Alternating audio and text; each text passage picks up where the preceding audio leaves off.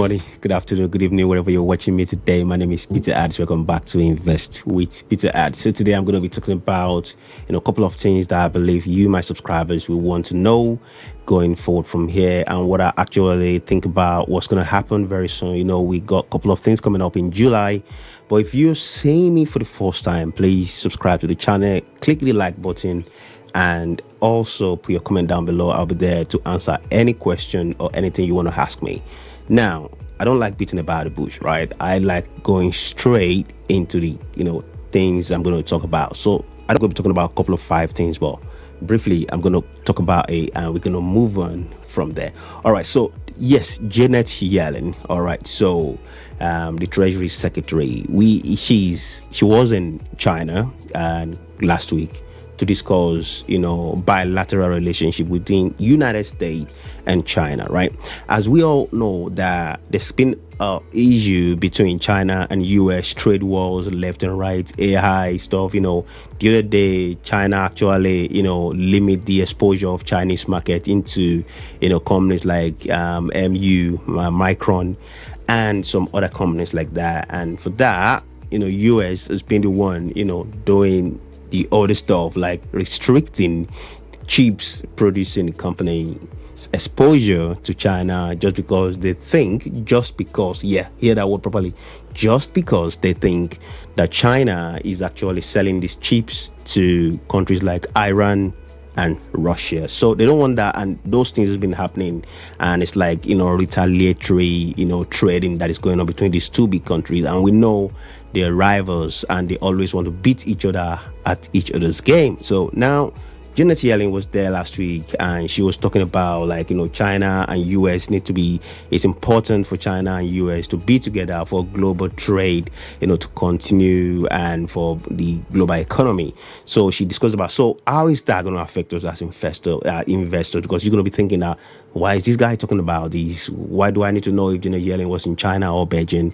Yes, you need to know, because these people, whatever they decide to do, is going to affect our exposure into Chinese market, Asian market, or United States market through whatever you buy in NASDAQ, S&P. Because whatever we buy, example, if Nvidia is restricted from selling their chips to Chinese market, that means Nvidia, profitability is going to be limited, and that is how it's going to be affecting us. We're not going to be making money from this AI boom that is happening at this point. So cordial relationship between these two countries is going to help the economy of the world. It's going to help the economy of the two countries, and also we, the investors. So that's that. Anyway, so now let's move on to the CPI. CPI is going to be coming out on July the 12th. That's this week. So now what are we expecting? Last CPI was 4%, right?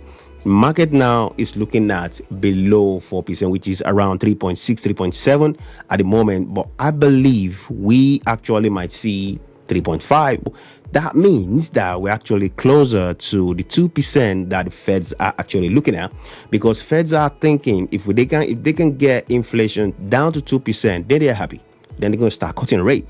Now they are not talking about cutting rate at the moment, but they're saying, right, if they get the data coming in, it's quite positive. Well, let's talk about quickly the job numbers came out last week. Job number came out as 2009 jobs was added in June, but the previous month, which was May, 300 plus jobs were added in May. So if you look at it, so that means the job number, Market Act was actually expecting 240,000 jobs to be added, but it was low. And it's good for the market, but it's not good for the economy, if you get what I'm saying. That's what Feds want. Feds want to have less people working, less money in circulation, then the inflation will come down, because people ain't gonna have enough money to start splashing about and buying stuff. So that is actually good for the market, but not good for the economy. So now let's go back to the CPI stuff I was talking about before I jumped the gun. So a CPI coming out this week rather. So whatever we have this week is going to determine, though the market has actually priced in that July the Feds are going to raise the rate by 25 basis points. But I don't think the market has priced in September that the Feds are going to be raising rate by September. But at the moment now, if Feds raise rate by 25 basis points or not, The market has already priced that in. So whatever CPI, whatever number that comes out on, for the CPI is actually going to be telling us that inflation is coming down. Feds are going to be happy with these, and they will be thinking about September's rate, because I believe July's rate is locked in at this point. So hopefully we get a good number come July 12th, rather. So now let's talk about Tesla. Tesla, every news that is coming out for Tesla has been a good news, apart from the Meta coming out with threads to rival Twitter. But that's another case entirely. We're not talking about Twitter today.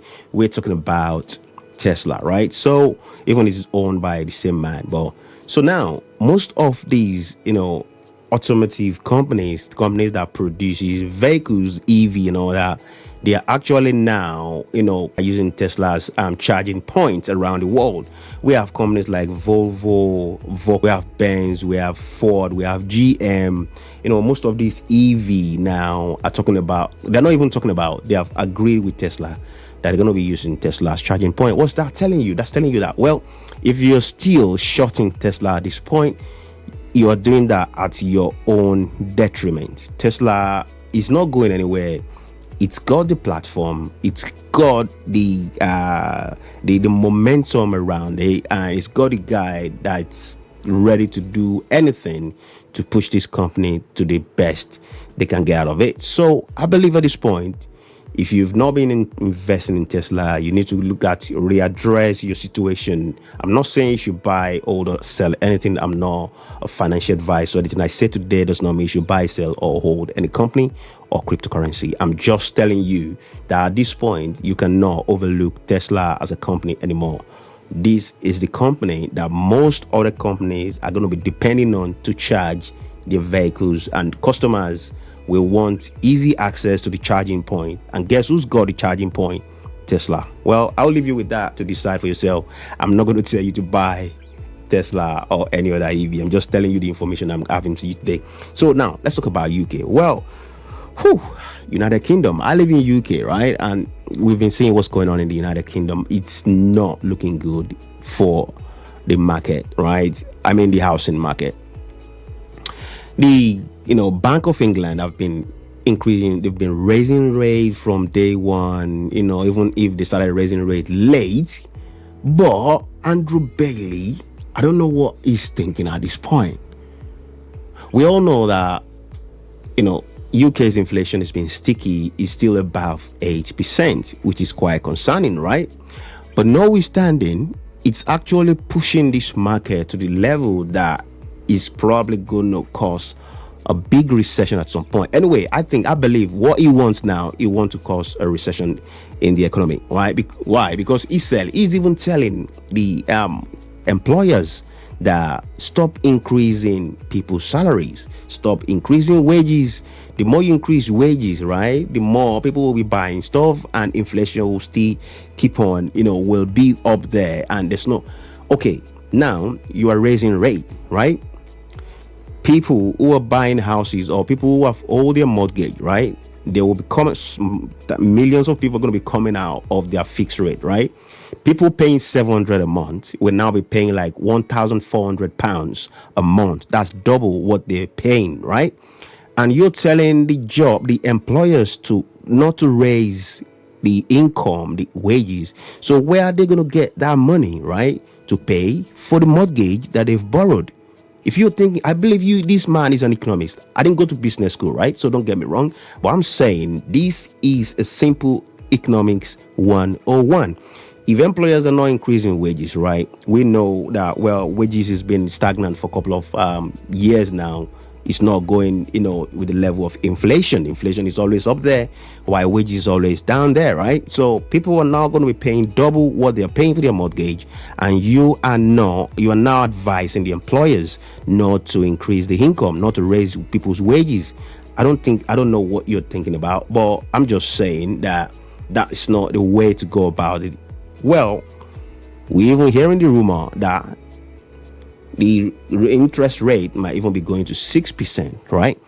Crazy. I mean, crazy. That's If that goes to 6%, so they're even talking about like fixed rate. In UK, it's not like US, right? US, you have fixed rate for 30 years. You can get locked in for 3.5%, 2.7%. That's good for you guys. But in UK, we only have 2 years and 5 years, right? If you locked in 5 years now, would they are now talking about 6% in whatever you bought? Oh my days. I don't even know how to explain this. That would destroy people's, going to be a chaos in the market, which is going to affect in the housing market, right, which is going to affect the economy. I believe Rishi Sunak doesn't want that. We're going to find out in a bit. So now let's talk about the issue going on with Russia and NATO. Quickly, US now decide to be sending cluster bombs to Ukraine. We all know that under Geneva Convention, cluster bombs are not to be used, because this, if you don't know cluster bomb, right, cluster bomb is multiple bombs put in a package, in a single package, and thrown at something, so they're going to detonate like multiple times. So this is like a proper bunker destroyer, right? Though there've been the news and on mainstream media that Russia has been using cluster bombs, okay, but now as a NATO member, even UK is not even aligning with US sending cluster bombs to Ukraine. So it's like they don't want that war to come to an end. They want to keep pushing that war to the extreme. And guess what? We don't know anything. We all saw what happened 2 weeks ago when there was a mutiny where Russia was almost in trouble. Putin was all over the place and all that. But there should be a round table. Honestly, pumping more ammunition, it's not going to solve anything. People that are dying every day in their country are the casualty. You guys are living your life in a mansion, penthouses and all that, while sending bombs to these people to be killing each other. The more you raise the intents of that war, the more Russia will come with bombardment. But if you look at a city called Bakhmut, please, I just want you to look at that city. A whole city look like a zombie town. A whole city has been destroyed. How many thousands of people have been lost in that war? US need to get a grip and stop sending weapon of mass destruction to this war. Right. So please subscribe to the channel, and as we're going to this week, I believe we might have a couple of ups and downs, because CPI is going to come out. If it's sticky, I expect the market to go down, and if not, if it's good, well, July has always been a very good month in the stock markets anyway. So I wish you best of luck. Thank you for subscribing, and don't forget, put your comment down below and let's get the likes going up. Thank you very much. I appreciate that. I'm Peter Arts. I will see you on the next one. Bye.